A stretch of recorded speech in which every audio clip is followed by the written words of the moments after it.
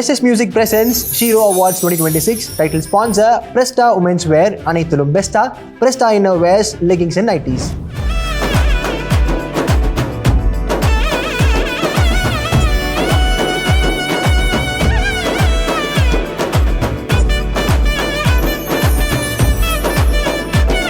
உயிர்வாழ முள்கூட ஒரு பறவையின் வீடாய் மாறிடுமே, அனல் காயும் பறையோசை ஒரு வாழ்வின் கீதம் ஆகிடுமே. அந்த வரிகள் தான் என்னை இந்த இடத்துல கொண்டு வந்து உட்கார வச்சுட்டு இருக்குது.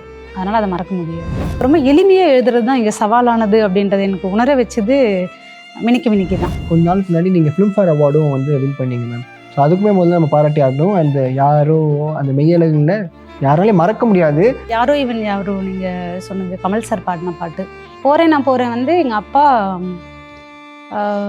இறப்பின் அப்பா உயிரோடு தான் இருப்பாங்க, 2 மாதம் தான் இருப்பாங்கன்னு சொல்லி டாக்டருங்க சொன்னதுக்கப்புறம் அப்பாவை அப்படியே பார்த்துட்டே எழுதின பாட்டு தான் அது. யாரோ இவன் யாரோ வந்துட்டு நவம்பர் மாதம் எங்கள் அப்பா தவறினதுக்கப்புறம் பொங்கல் வருது. பொங்கல் வந்துட்டு நான் ஊருக்கு போயிட்டு வரும்போது யாருமே இல்லை. ஏன்னா எங்கள் அம்மா இறந்து 1 வருஷம் முடிகிறதுக்குள்ளே எங்கள் அப்பா இறந்துட்டாங்க. ஃபிலிம்ஃபேர் அவார்டு உங்களுக்குமா யாரோ இவன் யாரோக்குன்னு சொன்னதும் அப்படி வந்து ஸ்ட்ரக் ஆகிட்டேன். நான் பேச முடியல சார்கிட்ட. எங்கள் தெருவில் அவங்களாம் கையெழுத்து கூட போட தெரியாது. 100 நாள் வேலைக்கு போகிறவங்க, கூலி வேலைக்கு போகிறவங்க, ஆடு மேய்க்கிறவங்க, இவங்க கையில் தான் அந்த விருதை நான் கொடுத்தது. தெருவில் விளையாடிட்டு இருந்த என் குழந்தைங்க, எங்கள் ஊர் குழந்தைங்க, அவங்க வந்து தூக்கி வச்சுட்டு அதை விளையாடிட்டு இருந்தாங்க. இதெல்லாம் பார்க்கும்போது இந்த விருது சரியான இடத்துல வந்து சேர்ந்துருக்குது. கைவிட்டுடணும்னு நினச்சேன். என்னோடய படிப்பையும் சரி, என்னுடைய இலக்கிய உலகத்தையும் சரி, என்னுடைய எழுத்தையும் சரி, நானே கைவிட்டுன்ற நினச்ச தருணங்களில் கூட எங்கள் அப்பா தான் எனக்கு வந்து என்னை மேலும் மேலும் வந்து மேலே போகணும் அப்படின்ற ஒரு எண்ணத்தையே வந்து எனக்குள்ளே ஊற்றினதாக இருக்கட்டும். இல்லாட்டி அப்பாக்காக நான் செஞ்சுக்கிட்டேன்னு கூட சொல்லலாம்.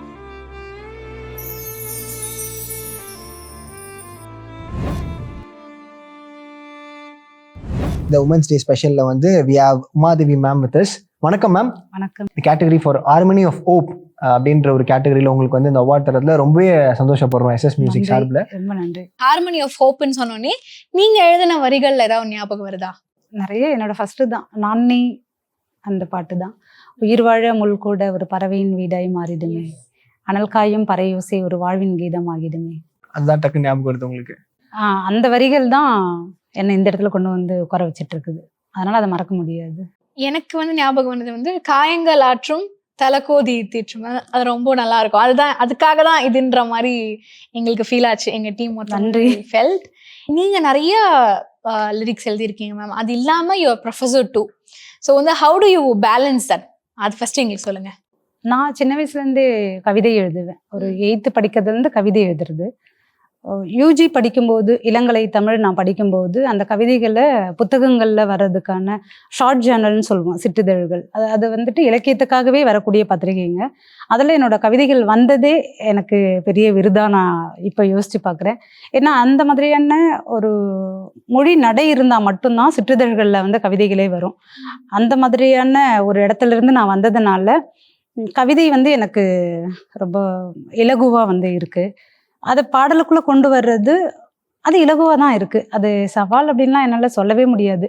ஏன்னா எந்த இடத்துலையும் நான் ஸ்டக் ஆகவே இல்லை. என்னோடய பாடல்கள் எழுதும்போது ரொம்ப எளிமையாக எழுத தான் நான் ரொம்ப வந்து கடினப்பட்டிருக்கிறேன். உதாரணமாக சொல்லணும்னா மினிக்கி பாட்டு. மினிக்கி எழுதும்போது இதுக்கு முன்னாடி வரைக்கும் நீங்கள் நான்னிலேருந்து பார்த்தீங்கன்னா அது ஒரு அந்த மொழிநடையே வந்து கவித்துவம் வந்து இருக்கும். ஆமாம், அப்படி இருக்கும். ஆனால் ரொம்ப எளிமையாக எழுதுறது தான் இங்கே சவாலானது அப்படின்றத எனக்கு உணர வச்சது மினிக்கி தான். மினிக்கியாக இருக்கட்டும், அறுவடை பாட்டாக இருக்கட்டும், இது 2ம் தான். ஒரு பேராசிரியராக இருந்துட்டு இந்த இடத்துல பாடல்கள் எழுதுறது அப்படின்றது வேறு வழி இல்லை, பேலன்ஸ் பண்ணி தான் ஆகணும் அப்படின்றது. பேராசிரியர் அப்படின்றது எனக்கு பிடிச்ச ஒரு வேலை, எனக்கு பிடிச்சது அப்படின்றத தாண்டி மாணவர்கள் முன்னாடி நிற்கிறது எனக்கு பிடிக்கும். அதை தாண்டி எங்கள் அப்பா என்னை படிக்க வச்சதுக்கான ஒரு வேலையை நான் செஞ்சிட்ருக்கிறேன். ஏன்னா படிப்பு வந்து அவங்க கொடுத்தது, எவ்வளோ படிக்க முடியுமோ அவ்வளோ படிச்சுக்கணும்னு சொன்னது. UG PG MPhil PhD இது எல்லாமே முடிச்சுட்டு ஒரு ப்ரொஃபஸர் அப்படின்ற அந்த இடத்துல வந்து நிற்கிறது அது அப்பாக்கானது. கவிதை பாடல் அப்படின்றது எனக்கு பிடிச்சது.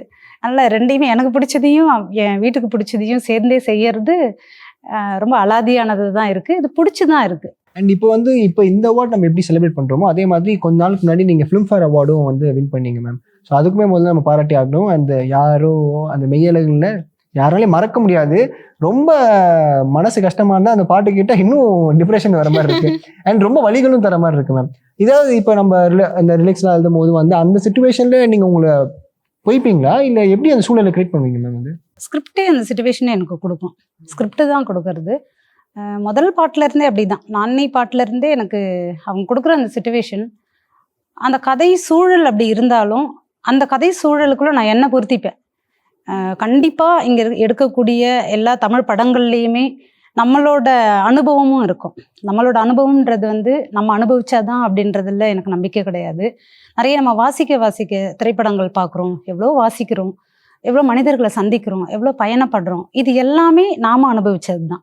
அப்போது நான் வந்து உன்னை அனுபவித்து ஒரு வலியை, எனக்கு அந்த காயம் வலி ரத்தம் இல்லை அப்படின்னாலும் இன்னொருத்தரை துடிக்கிறத நான் பார்க்குறேன்ல, அதை பார்த்துட்டு கண்ணீர் சிந்தும் போதே, இல்லை அதுக்காக நம்ம வருத்தப்படும் போதே அது நம்மளோட வலியாக மாறுது. அந்த மாதிரி எனக்கு கிடைச்ச வரிகள் பாடல்கள் நிறைய இருக்குது. அதை வந்து நான் என்னோட வழியாகவும் நானாகவும் அதை உணரும்போது அதுக்குள்ளே இருந்து வார்த்தைகளை சொற்களை என்னோட அனுபவத்திலேருந்து நான் எடுத்து கொடுக்கறதா இப்போ வரைக்கும் நான் நம்பிட்டு இருக்கிறேன். அதுதான் என்னை ஃபிலிம்ஃபேர் அவார்டு வாங்க வச்சுது. ஃபிலிம்ஃபேர் அவார்டு யாரோ இவன் யாரோ நீங்கள் சொன்னது கமல் சார் பாடின பாட்டு, காத்திருந்த விருது. அது காத்திருந்த அப்படின்றத விட கிடைச்சா நல்லா இருக்கும், அவ்வளோதான். என்னை பொறுத்த வரைக்கும் ரொம்ப அடமெண்டெல்லாம் இது அடைஞ்சே ஆகணும் அப்படி ஒரு கேரக்டர் கிடையாது.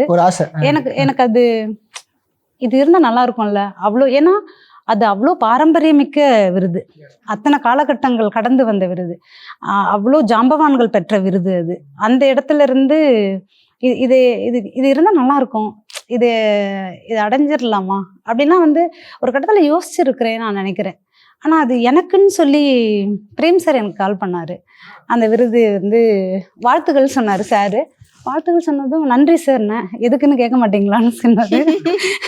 நீங்கள் சொன்னாலே அது என்னோட மகிழ்ச்சிக்கானதாக தான் சார் இருக்கும் அப்படின்னு சொன்னேன்.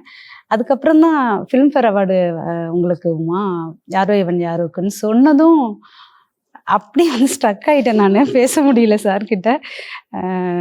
உடனே எனக்கு எங்கள் அப்பாவோட ஞாபகம். நான் எழுதினேன், நீங்கள் பாடல்கள் என்னோட பாடல்களை நீங்கள் பாடலாக கேட்பீங்க. பாடலாக கேட்கும்போது உங்களுக்கு நீங்கள் உங்களோட அனுபவத்துலேருந்து அந்த பாட்டை ரிசீவ் பண்ணிப்பீங்க. அதை கேட்கும்போது நீங்கள் கூட இப்போ சொன்னீங்க யாரோ இவன் கேட்கும்போது எனக்கு ரொம்ப வந்து எங்களுக்கு பெயினாக இருக்குன்னு. அது உங்களோட அனுபவத்திலேருந்து நீங்கள் அந்த பார்ப்பேன், உங்களோட கண்களின் ஊடா உங்களோட அனுபவத்தின் ஊடா நீங்கள் அதை பார்ப்பீங்க.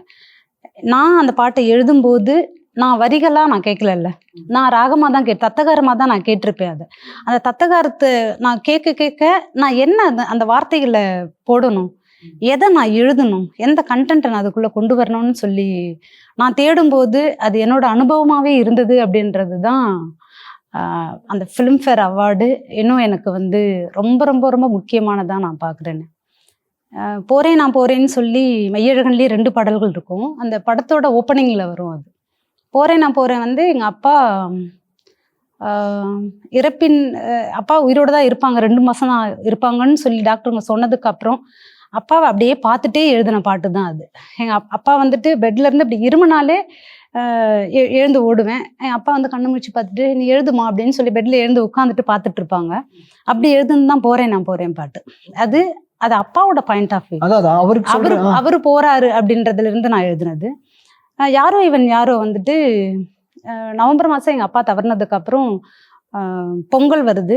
பொங்கல் வந்துட்டு நான் ஊருக்கு போயிட்டு வரும்போது யாருமே இல்லை. ஏன்னா எங்கள் அம்மா இறந்து 1 வருஷம் முடியறதுக்குள்ளே எங்கள் அப்பா இறந்துட்டாங்க. அப்போ இந்த 2 துயரங்களையும் 2 பேருமே இல்லாமல் நான் வந்த என் ஊர்லேருந்து நான் பிரிஞ்சு நான் வந்தேன்ல, அது வந்து எனக்கு ரொம்ப பெயினாக இருந்தது. அப்போ வந்துட்டு தான் யாரோ இவன் யாரோ அப்படின்னு சொல்லி எழுதுனது. சாபமே வரமாக சுழலும் இந்த வாழ்க்கை என துரத்த அப்படின்றது எல்லாமே வந்துட்டு நான் எழுதுனது. அது என்னோட அனுபவமாக அது எழுதுனது. அந்த பாட்டுக்கு ஃபிலிம்ஃபேர் அவார்டு அப்படின்றது வந்து உண்மையிலேயே நான் காத்துட்டு இருந்தப்போ, நான் எதிர்பார்த்துருந்தப்போ கிடைக்காத இந்த விருது இந்த தருணத்தில் இந்த பாட்டுக்காக கிடைக்குது அப்படின்னா அது காலம் தீர்மானிச்சிருக்குது. இது காலத்தால் அழியாததாக இருக்கும். என் வாழ்க்கை முழுக்க, என் காலம் முழுக்க நான் இல்லைனாலும் அப்பா இல்லைனாலும் அந்த பாட்டு இருந்துகிட்டே இருக்குது. அந்த பாட்டு கேட்கும் போதெல்லாம் நான் எங்கள் அப்பா கூட இருந்துகிட்டே இருக்கிறேன் அப்படின்னு தான் யோசிக்கிறேன்னு. ரொம்ப ரொம்ப சந்தோஷம். அந்த விருது வாங்கின அடுத்த நொடியே வந்துட்டு அந்த விருது வாங்கின அந்த சூடு ஆறுறதுக்குள்ளே வந்துட்டு ஸ்ரீரோஸ் வந்து இந்த எஸ்எஸ் மியூசிக்கில் நான் வாங்கியிருக்கிறேன். ரொம்ப நன்றி உங்களுக்கும். ஃபிலிம்ஃபேர் அவார்டுன்றதை இன்னும் கூடுதலாக நான் சொல்லணுன்னா பிரேம் சார், கமல் சாரோட குரல், அந்த குரல் தான் அதை இன்னும் வந்து பரவலாக்குச்சு. பிரேம் சார் நான் எழுத மாட்டேன்னு சொன்ன பாட்டு இது. எழுத மாட்டேன்னா ஏன்னா எனக்கு நான் போறேன் அந்த டியூன் நான் எழுதும் போதே அதே டியூன் தான். நீங்க பாத்தீங்கன்னா யாரோ அதே சேம் டியூனா தான் இருக்கும். நான் போறேன் எழுதும் போது நான் ஒன்னு அனுபவிச்சிருப்பேன்ல, அதே டியூனை கொடுக்கும்போது நான் திரும்பவும் அதுக்குள்ள தானே இருப்பேன். அந்த அனுபவத்துக்குள்ளவும் அந்த அப்பா அப்படி இருந்தது, நான் இருந்தது, என்னோட வலியோட ரணத்தோட அப்படியே தான் இந்த டியூனை வந்து கேட்டேனே. ஆனா சார் என்ன சொன்னாங்கன்னா, இதை வந்து நீங்க இதுல இருந்து தான் நீங்க வெளியில வரணும்னு நினைக்கிறோம்மா. உங்களோட பாடல்கள் நீங்க வேணும் எங்களுக்கு, உங்களோட எழுத்து வேணும் எங்களுக்கு. அதனால நான் புதுசாலாம் டியூன் கொடுக்கல, அதே டியூனுக்கு எழுதுங்க, சிச்சுவேஷன் மட்டும் நான் உங்களுக்கு அனுப்புறேன்னு சொல்லிட்டு சார் வந்து எனக்கு அந்த சிச்சுவேஷனுமே அனுப்பி தான் எழுதுனது, இதுவுமே விஷுவல் எடுத்து எனக்கு அனுப்பி தான் எழுதுனது. அப்படி எழுதுனது கமல் சாரை வச்சு அவர் பாட வச்சது, இது எல்லாமே வந்து நான் நிறைய நேர்காணல்களில் சொன்னது தான் மிகப்பெரிய ஒரு மருந்து எனக்கு. அது வந்து அழிக்க முடியாத நினைவுகளால் சூழ்ந்த வடுக்களே வந்து அழகானது, வடுக்களே வந்து சுகமானது அப்படின்னு சொல்ற அளவுக்கான குரலை வந்து கொண்டு வந்து அந்த பாட்டுக்காக வச்சது. மொழியே தெரியாத, தமிழ் மொழி கிடையாது கோவிந்த் வசந்தாவோட தாய்மொழி வந்து மலையாளம்.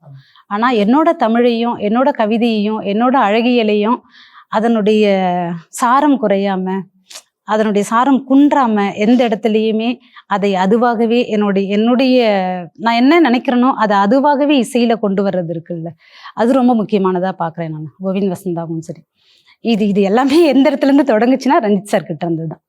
ரஞ்சித் சார் அப்படின்ற ஒரு நபர் மெட்ராஸ் மூலமா நானி பாட்டு நான் எழுதுறேன் அப்படின்னா 96 எனக்கு கிடைக்க போறது இல்லை, மெய்யழகன் கிடைக்க போறது இல்லை. அடுத்தடுத்து என்ஜிகேவா இருக்கட்டும், நான் பண்ணிட்டு இருக்கிறேன் இப்போ 200 பாடல்களுக்கு நான் பண்ணிட்டு இருக்கிறேன் அப்படின்னா அந்த இடத்துல இருந்து அது தொடங்குனதுதான். ஒரு என்னோட பாடல்கள்ல அது கவிதையாவும் இருக்கும், வாழ்வியலாவும் இருக்கும்ன்றத நீங்க பார்த்துருப்பீங்க. இது நான் வந்து பயிற்சி எடுக்கிறது தான். என்னோட பயிற்சி களமே வந்து ரஞ்சித் சார் தான்.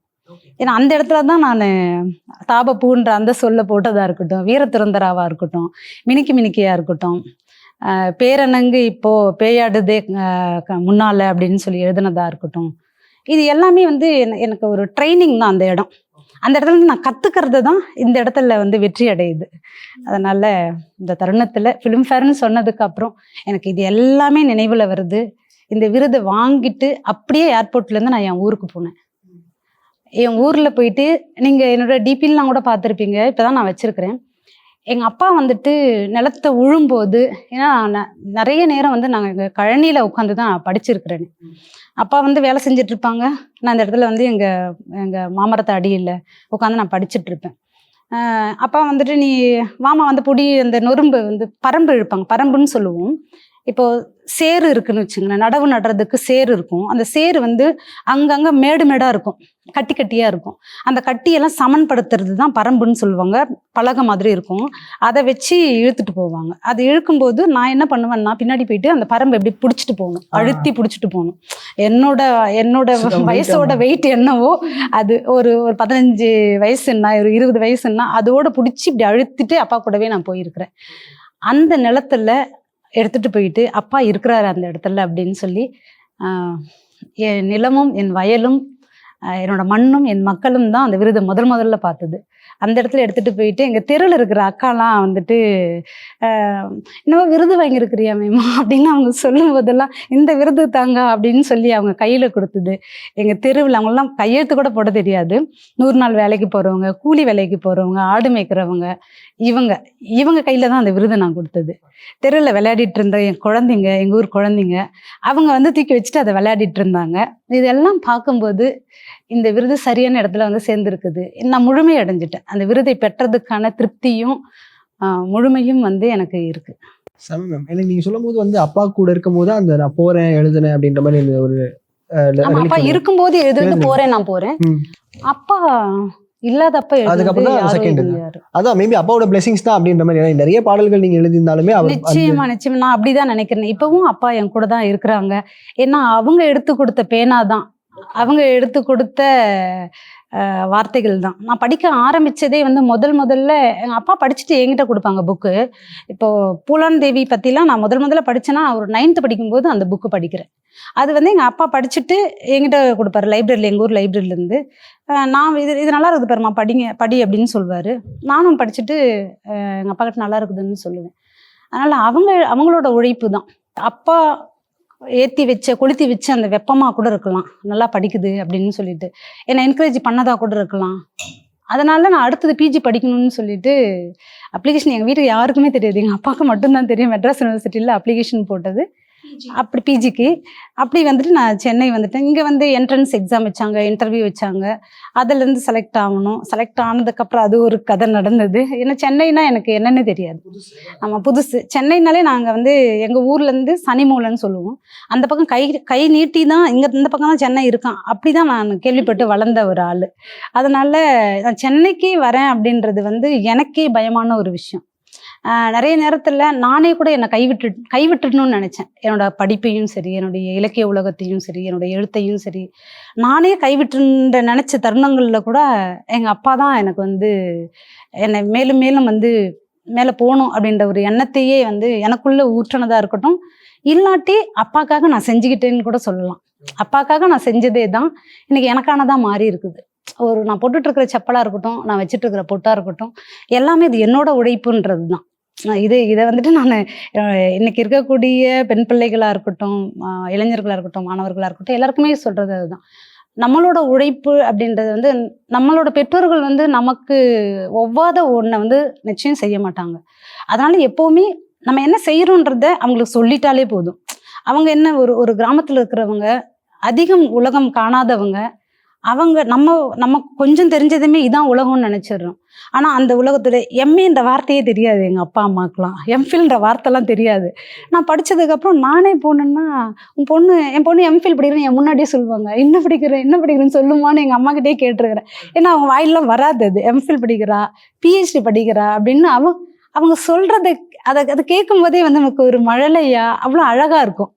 ஆனால் ஒரு தற்பெருமை எனக்கு இருக்கும். நான் தான் அந்த வார்த்தையை முதல்ல அவங்களுக்கு வந்து அவங்க வாயில வர உச்சரிக்க வச்சிருக்கிறேன் அப்படின்ற ஒரு பெருமை வந்து எனக்கு இருக்கு. அதுதான் அந்த அவங்க எடுத்து கொடுத்த பேனா, அவங்க அனுப்புன அந்த தூரங்கள் தான். ஜேபிபி படத்துல கூட நான் ஒரு பாட்டு எழுதியிருப்பேன். அம்மாக்காக எழுதின பாட்டுல, உன் கால்கள் இல்லாதவோர் பொன் வீட்டில் வாழ்ந்தாலுமே என் வாழ்வு வாழ்வாகுமா அப்படின்னு.